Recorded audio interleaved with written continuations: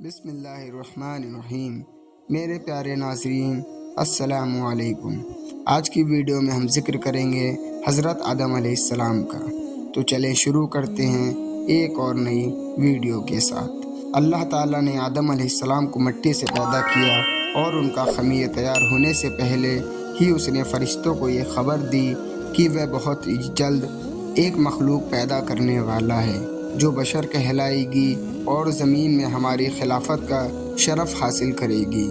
آدم علیہ السلام کا خمیر مٹی سے گوندا گیا اور ایسی مٹی سے گوندا گیا جو نئی تبدیلی قبول کرنے والی تھی۔ جب یہ مٹی پکی کی طرح آواز دینے لگی اور کھنکھنانے لگی تو اللہ تعالیٰ نے اس مٹی کے پتلے میں روح پھونکی اور وہ ایک ہی وقت میں زندہ انسان بن گئے اور ارادہ، شعور، حصے عقل اور وجدانی جذبات و کیفیت میں حامل نظر آنے لگا۔ تب فرشتوں کو حکم ہوا کہ تم اس کے سامنے سجدے میں گر جاؤ۔ فوراً تمام فرشتوں نے ارشاد کی تعمیل کی، مگر ابلیس شیطان نے گھمنڈ اور سرکشی کے ساتھ صاف انکار کر دیا۔